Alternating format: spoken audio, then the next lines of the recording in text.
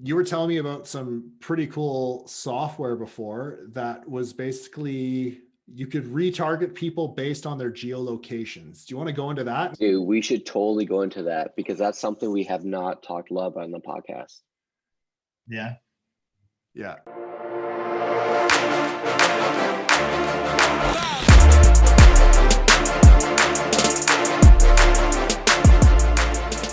Welcome to Seven Figure Entrepreneur Podcast, the #1 podcast bringing you behind the scenes with real online earners. No fake gurus here.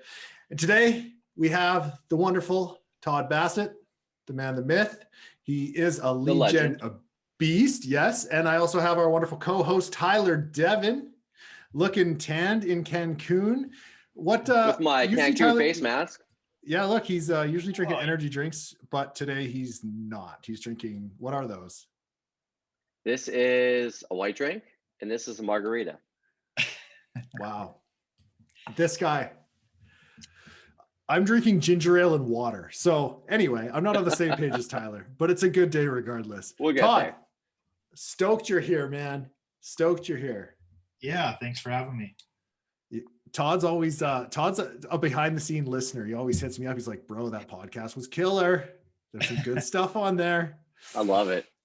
Yeah, I was like, let's get you on here. Telling him years ago I was at a mastermind with Gabe, and Gabe talked about putting this podcast on. So I've been there from the beginning, I guess.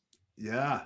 Where were we? We were at Steamboat Springs with Hornungs. Yeah, Jason Hornung, having a blast, snowboarding, skiing. It was fun, man. I love doing stuff like that, and I haven't done something like that for such a long time. I need to again. Yeah, that was probably 3-4 years ago. Yeah, it's been a while, man. That mountain is beautiful too. I've only really snowboarded and skied in Vancouver, but Steamboat was dope. Yeah, it was steep and deep. Yes. All right, let's dig in, man, because like you have been in this game for a while. Like you've probably been in it longer than Tyler and I think. Like you've been playing it for a bit. Like when I first met you, you guys, it was like a dog food company that you were working for, or it was some sort of box, I thought. Yeah. I worked for an advertiser, and they had a couple different products, and we had a dog supplement, essential oils. Also ran a lot of diet and skincare previous to that. Oh, nice. Yes. Started to get out of that. Little dip in the black hat world. Love black hat. Definitely know about that. So how did you get into everything? Because like I have no idea how, and I want to know. Like, how did you get into the online space?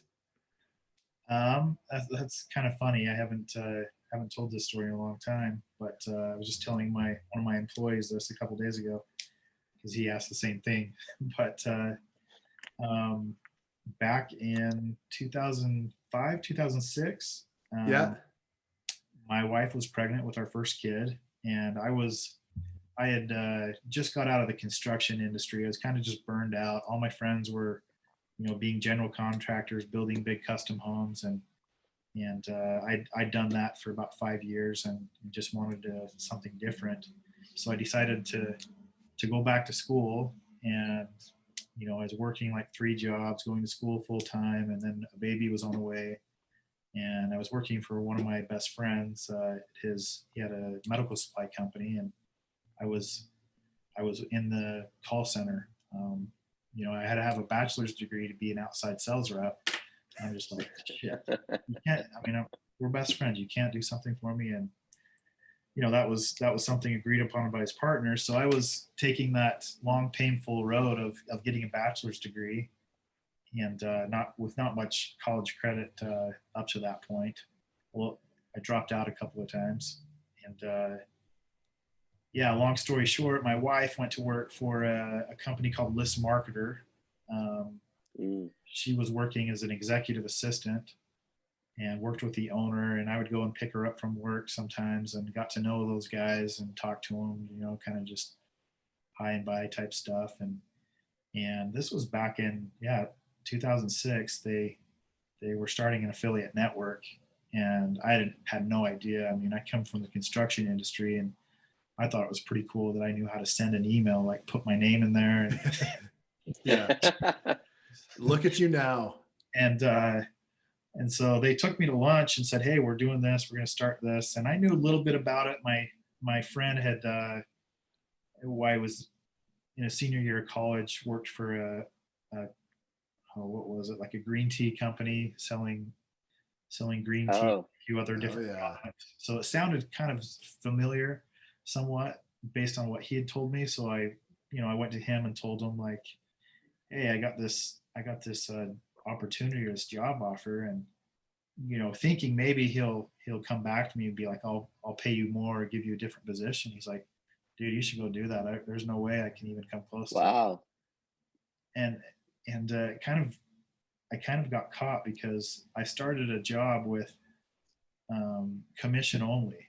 So I was sold hard on a commission only job, and thought that based on what they're saying, I'm going to make a lot of money, right?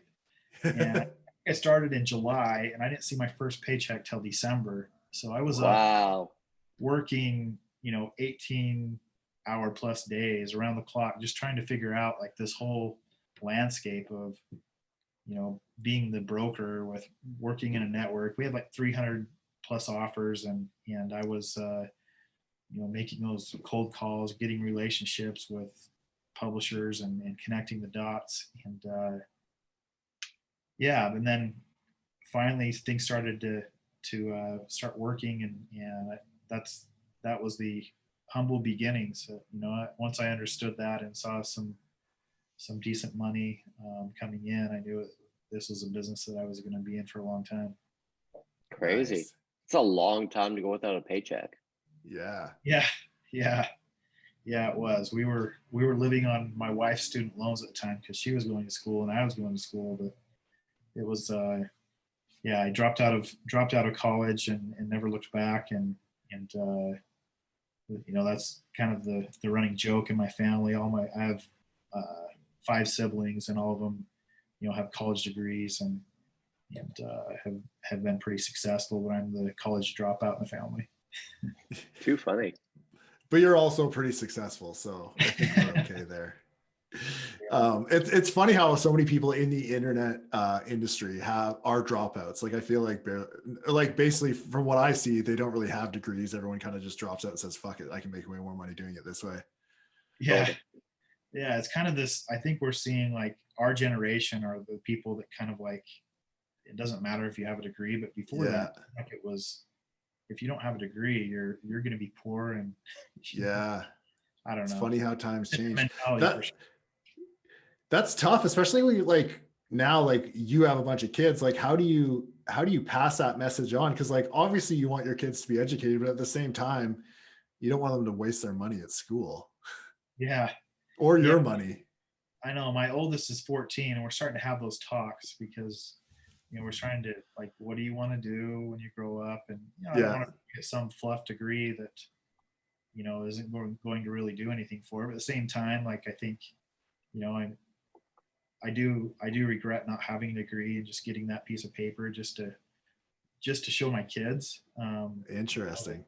It's something you should do, but I look more at like skills are more valuable than a piece of paper at this point. Yeah, totally. 100%. 2021, absolutely. Yeah, for sure. Cool, man. So let's kind of talk about the transition that you're into now, because I remember when we met, you were transitioning out of what you were doing and you wanted to kind of build your own sort of business. And I don't really remember the exact details of that, but I know where you're at today, and you've built quite the business now and you're continue to scale up. So do you want to talk about that process? Yeah, I mean, I'd always wanted to, I don't know, that was always a goal of mine, is just to own my own company. In construction, I wanted to have my own, be my own general contractor and build custom homes. And that was just something I always wanted to do. I wanted to own it. I just didn't want to be an employee. But yeah, as far as that goes, I finally, I had a pretty good job. I was making good money and was comfortable, but just didn't really feel like fulfilled, or felt like there was Yeah. more to life than just kind of working, coming home, and kind of just living an average life. And as my kids were getting older, I thought, I got to make this jump sooner than later, because right now they're young enough that they're not going to feel if it doesn't go well, they're not going to feel it as much as they are Yeah. older. And so, yeah, I made the jump. Started a company and got into that company about a year and a half. Didn't go as well as I'd like, and it was kind of just good timing. One of my best friends that I worked with, uh, when I got into the internet space at his medical supply company, he was also exiting that company at the same time, and he was kind of looking at what he's going to do next. And I was already doing legal lead gen, and just kind of connected the dots. Like, hey, if you have some of your agents from your medical supply company, we can turn them into intake agents, type people. And saw that the real money was being made, on not just leads, but there's a back end fulfillment component to that. So that's kind of a step deeper, and that's what I think I like about lead gen is, there's you can make great money, as Gabe can prove, on just generating leads and doing the marketing piece. But there's also, like, always a step farther, whether it's a contract, or a sale that you're completing and then handing it off to the company that's actually going to service it from there. Mm-hmm. And that's kind of the route that we've taken, and we've been at this for about 3 years, and it's going well. We grew this probably faster than we should have, but it's been a kind of a whole new challenge of not just doing the marketing, but understanding that just because I generate the lead for X doesn't necessarily mean it's going to be profitable on the back end, and quality and different things that I never really paid attention to, because as an affiliate, you're just, it's pretty simple model. You just buy it as cheap as you can and sell it as high as you can. Totally. When you look at kind of that back end component, and more quality driven, then there's a lot of different variables that come into play. Totally. Yeah. Agreed, man. Very cool. So who buys your leads now? Law firms. So we work with a lot of different firms. And I'd done a lot of lead gen in the past, so I'd had relationships with law firms that I had kept in touch with, and we did a good job for them, so they would come back to us. But then we just kind of grew those relationships, and added more relationships, and yeah, that's kind of the in a nutshell what we do. Nice. And are you in like motor vehicles specifically, or what market are you in?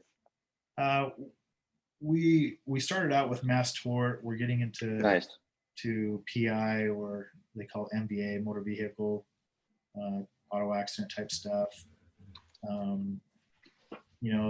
There's a couple of other verticals that we're looking at getting in, like Social Security, disability. Nice. But yeah, it was kind of a niche, and I remember making the transition, because when I was kind of in that stage of what am I going to do. I knew e-commerce well, but I also had some good opportunities with legal lead gen, and decided just to focus on that. And I remember kind of kicking myself in the butt, because I'm looking at guys like Gabe, and I have a few other friends that are just making bank on e-commerce, and I've been pretty laser focused the last couple of years, just building this company and keeping everything going. Okay, so now that you've built this business up, so what do you mostly focus on now? Because I think you dabble in a little bit of everything, because you were telling me some pretty high level stuff when it comes to ad side, and when it comes to targeting and kind of just getting your data and stuff like that. So what's your main focus today in your business? So I focus on social media, Facebook. We do a little bit of native, but we're trying to get into more of a programmatic approach. Yeah. And so, that's kind of an interesting, looking at DSPs and kind of a multi-channel approach. Yeah. So that's kind of what we're working on these days in terms of different channels, different media that's still effective, and trying to drive costs down. Yeah. You were telling me about some pretty cool software before that was basically you could retarget people based on their geolocations. Do you want to go into that and kind of how you've implemented that into your business? Yeah, that's still kind of a work in progress. We definitely haven't perfected that, but Yeah. looking at there's plenty of different softwares out there, and we've tested a couple of them. Yeah. But looking at for certain buildings you can target, and creating a geofence around there and scraping those device IDs, and then building those audiences on multiple different platforms and kind of hitting them from different angles. Dude, we should totally go into that because that's something we have not talked a lot about on the podcast. Yeah. Yeah. Geofencing? Yeah. Can you kind of explain how geofencing works for like a person who's never done it before? Yeah. So, I mean, if you're looking at, like, let's say it's a furniture store, like a big chain one, like Ashley Furniture, right? They want to know how many people visited their store.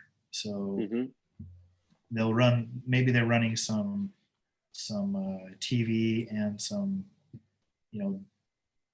newspaper ads and radio, but they actually want to know people that come in, and if they're not buying, then they can follow those people around because they came, they looked at something, but maybe they needed a discount, or maybe it applies to a lot of different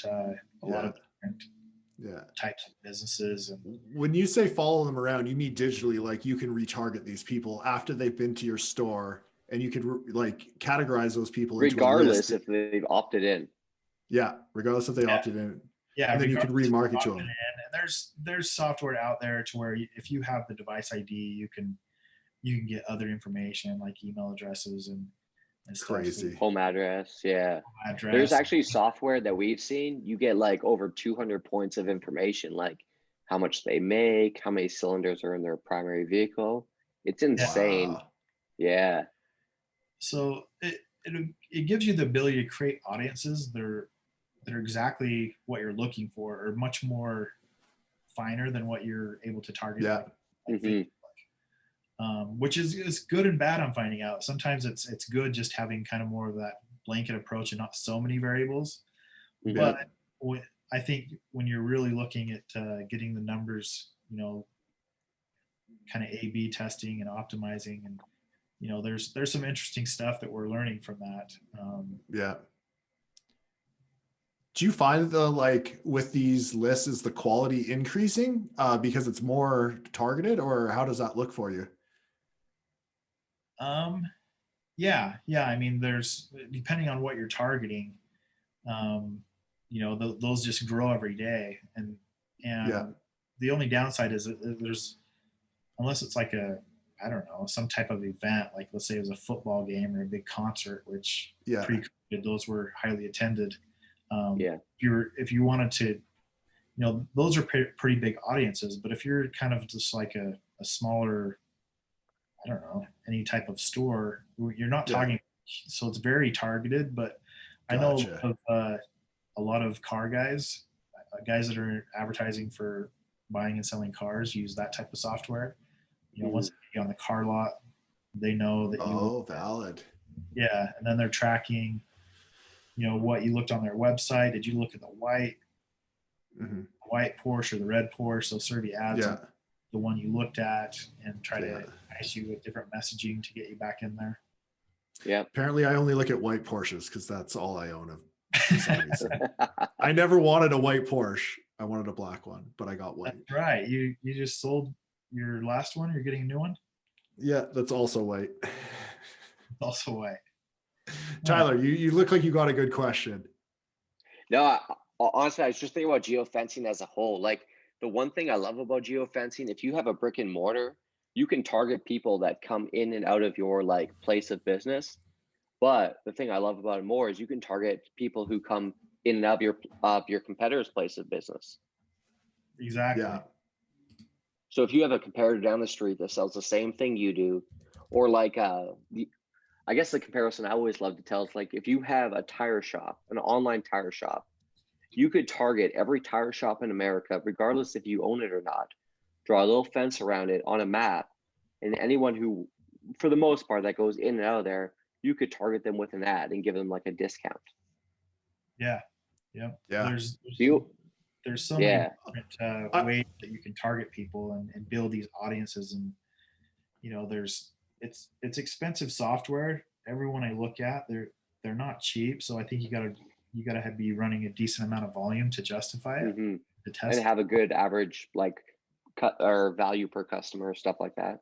Yeah, but I think at volume at scale, it can be a big lever. Yeah. So how do you do that in the legal world? Because like if someone got in a car accident, they're not necessarily going to go to a lawyer's office. But yeah, you have hospitals, emergency centers. You have I'm kind of giving my secret sauce here, but you also have That's fine. auto body shops. You have chiropractors. All these different Yeah. places. You kind of look at the avatar of your consumer and break it down, and those are the places wherever they frequent. That's where you would want to totally target. And what I also like about it though is you could look at you could look at let's say by income. So you could look at kind of different neighborhoods. If you know that people that live on the east side have a higher income and kind of fit that different product, or versus people that are living in the inner city on government assistance, you don't want to target those people. If they're showing up in that location, that's probably not a good. They're a different type of client than the person on the inside.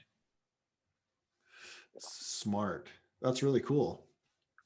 Do you have any other tools that you're kind of using to find clients or customers? No, that's kind of that we do a lot of, like I said, we do a lot of Facebook, a lot of native. Yeah. And we're still, I wouldn't say we've perfected. We're in the still figuring out stage of Gotcha. Of kind of that programmatic approach I was talking about. That's cool. Do you run a lot of your stuff internally, like in both your native and your Facebook, or do you hire out for some of it? All internally. Nice. Until about a year ago, I was doing it all myself, and it was just working kind of around the clock, and hired. I've got one assistant that kind of I've offloaded a lot that's on my plate. Nice. And then I've got one other media buyer that helps me with stuff. So. Oh, nice. Well, what's your team at now? What's that? How big is your team now?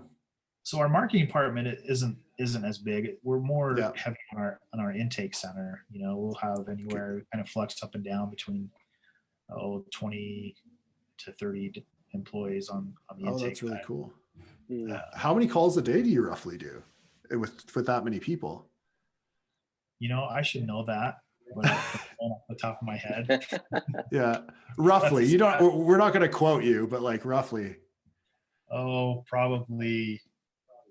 I don't know. I'm guessing if each agent's making 500 calls a day, Wow. 10,000 calls a day.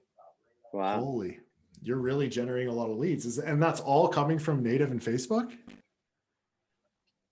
Sorry, you froze up a little bit there. Oh. Yeah, that's all coming from mostly Facebook, Interesting. Native it doesn't seem as scalable and there's as much volume there, and with that the quality is similar, but we just don't spend as much, so a lot of that's Facebook. Gotcha. How much are you spending a day on Facebook, if you don't mind me asking? Not enough. Yeah. No, that's the Always the answer. that's the part of growing pains I'm learning is Yeah. kind of the ups and downs, and the hardest part of I think any business or lead gen business is having the ability to scale. Yeah. So it just depends. I mean, we've had times and months where we're spending, well over $1.5 million or more, and Wow. months where we're scaled down. It really depends Oh, interesting. on the Yeah. projects we're involved in. And do you, and like at that level, like that's pretty heavy scale. That's like heavy for anybody. Especially if you only have like one media buyer or like you and one other guy. Yeah. Do you run into account issues at all, or is it pretty solid? You know, I've had a good account rep at Facebook. Yeah. That's kind of a higher level rep that goes to bat for me. I can pick up the phone and call them right now, and they would answer type thing. So Oh, nice. Wow. every once in a while I'll have something happen with an account, but I don't lose them or anything. It's more like I got an ad disapproved and I should have.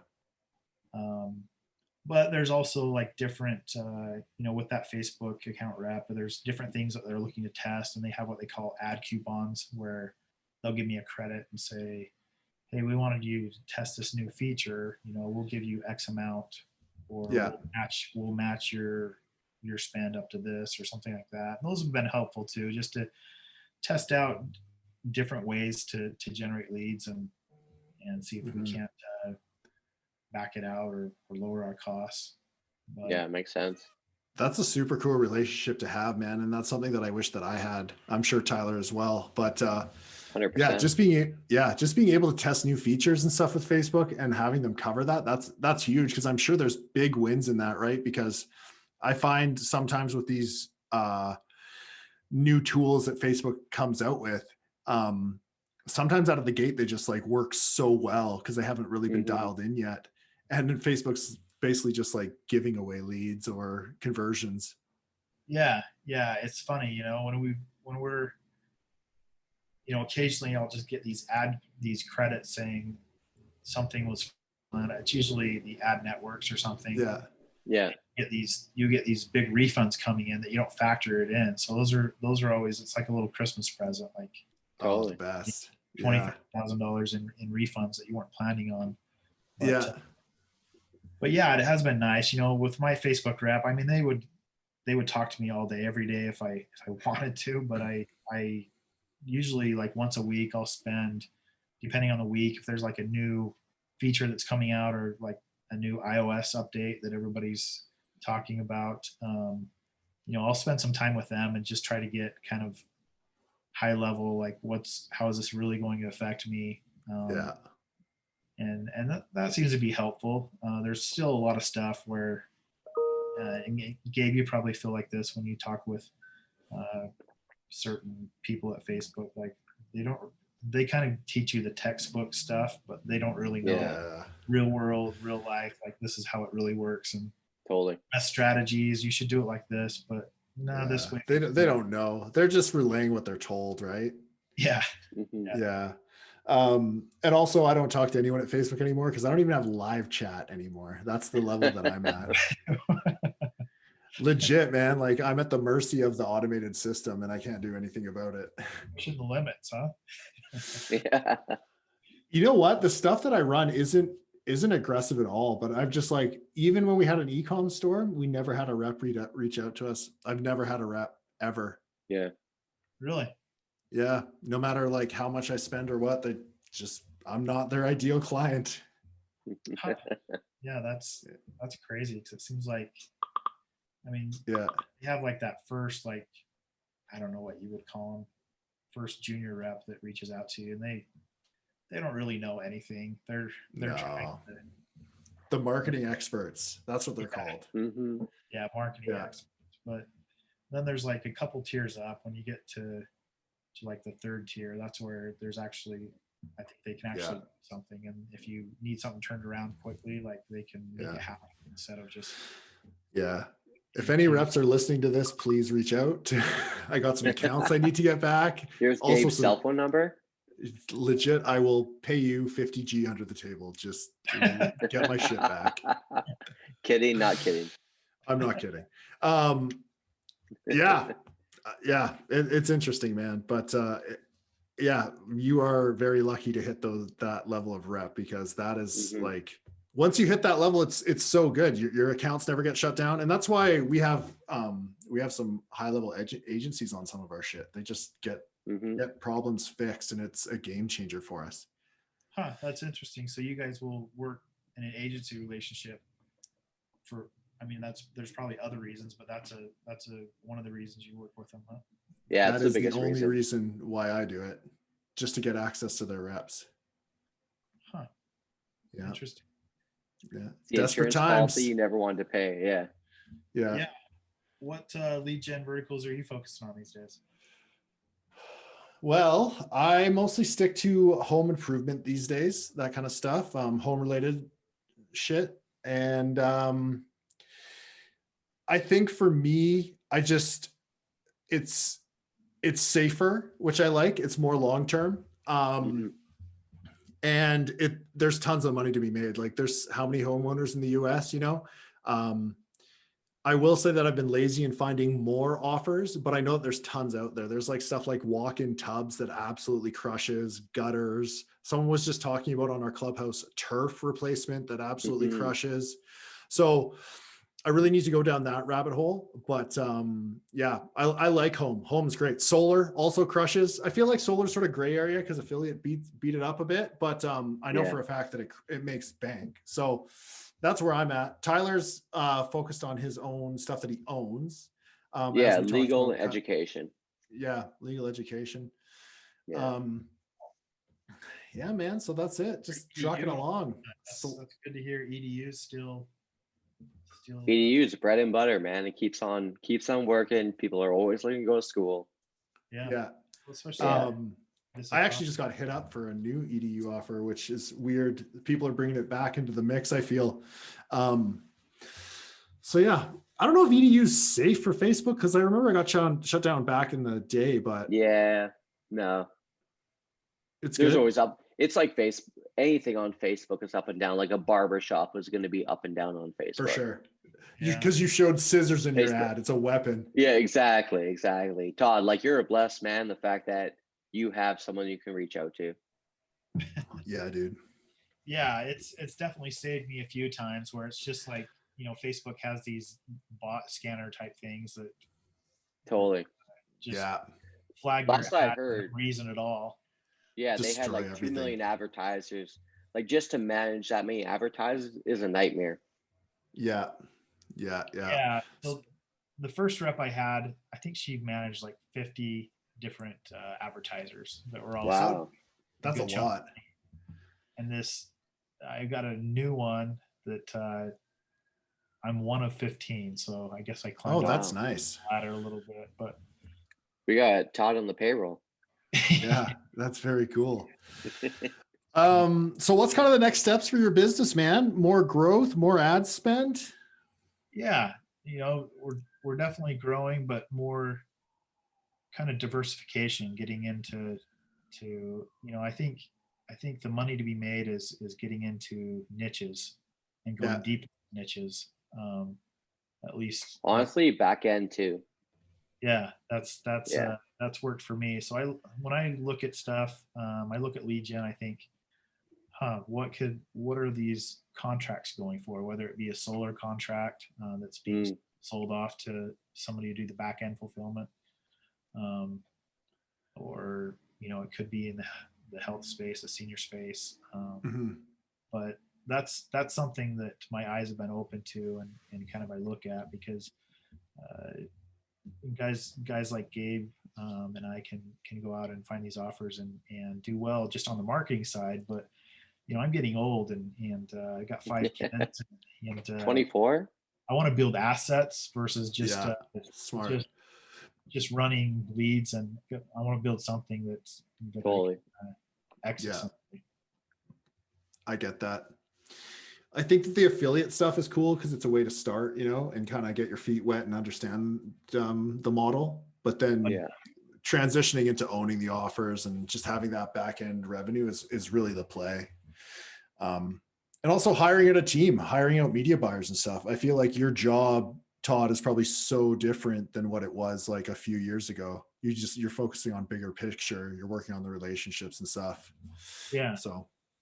Yeah, for sure. And there's kind of, as a business owner, you wear a lot of different hats as you guys do yourself. And, a lot of times you're on sales calls or, looking at, I don't know, just all the different things, reviewing payroll and accounting and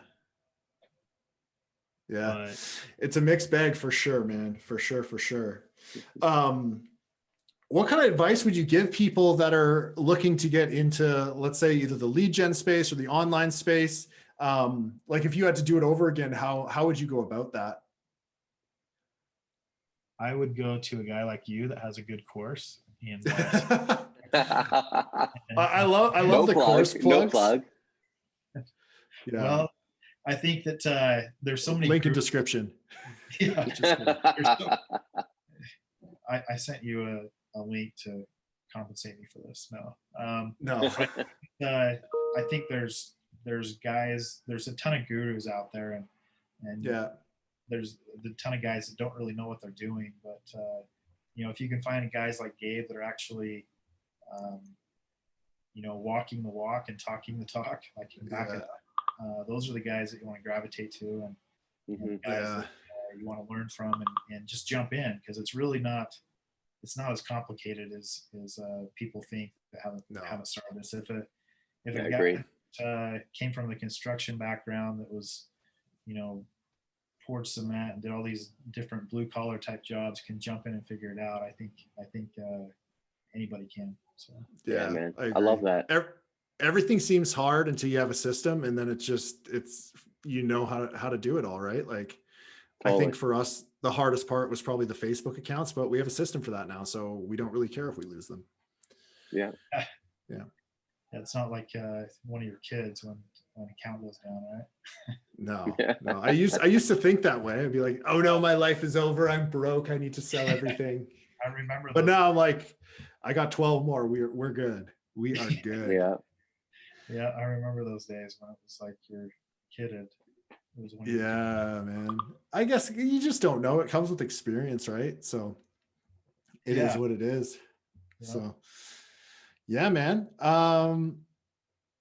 Well, this is a little bit of a short one here. You got any other questions, Tyler? I feel like you're usually stacked with questions, especially when it comes to lead gen. I'm working on my Cancun face mask right now. Yeah, you already said that joke.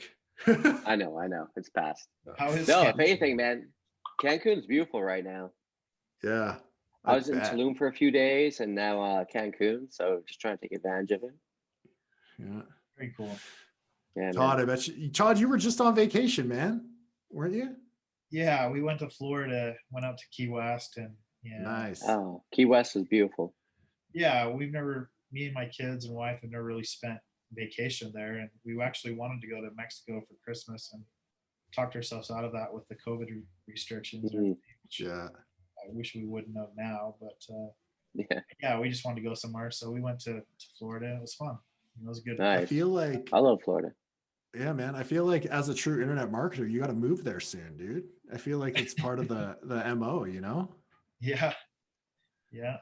I guess it's tougher when you got a bunch of kids. We went to we also went to Naples. That was pretty cool. Nice. You like it? Yeah, we thought Naples was cool. We went. Yeah, Naples was nice. Yeah. It's Brooklyn's favorite. Yeah, I've never been. I want to go. I feel like there's so many parts of Florida that I need to see because I really only have hung out in Tampa. Yeah. I want to bring Gabe to Miami. I think that'd be fun. So we spent a night in Miami because I didn't know. I knew it was a big city, but I didn't know it was spring break with 5 kids. Oh, wow. And we're driving. You go to South Beach? Yeah, we're driving down the street. And my daughter's like, Dad, why is that girl just wearing a little triangle in the front and nothing else? Trying to explain to my 6-year-old daughter what why that's happening or what. Because it's really hot out. It's really hot A long out. way from Utah. That's right. Yeah, so we didn't spend much time after that. We're like, oh, this is not the scene we want. That's too bad, Todd. I feel like you missed out on some shit, but Gabe, what, just kidding. you live in Florida, right? Yeah. You Tampa. know, Gabe, Tyler. Yeah. Yeah. Yeah. Yeah. We do like a pool party in Miami once a month. Do you really? Yeah. We have some friends down there that work online, so we just make it a thing. It's a good opportunity to meet up, talk shop, everything. Yeah. Get a tan. Yeah. Yeah. All right, guys. Well, Todd, if anyone wants to reach out to you and ask you some questions, is that something you want? You can say no, because we're 100% cool with that. It doesn't affect us on any level. But if you do, what would be the best way? Just hit me up on Facebook. Okay. Or Todd, yeah, we can link you down here to make it easier for the people.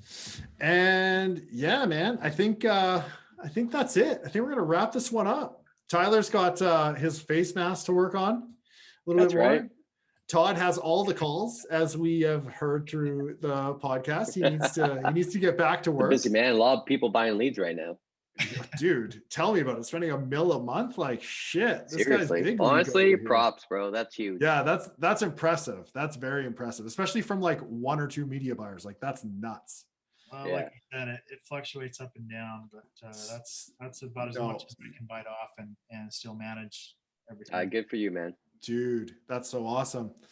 Well then, all right. Thanks for everyone listening today. For everyone watching, please do not forget to subscribe to our YouTube channel. And for everyone listening, please give us a 5-star review on iTunes, Spotify, or Stitcher. Yes. All right. Another one in the bag, guys. We will see you on the next one. Later. Thank you. See you guys. Bye. Bye.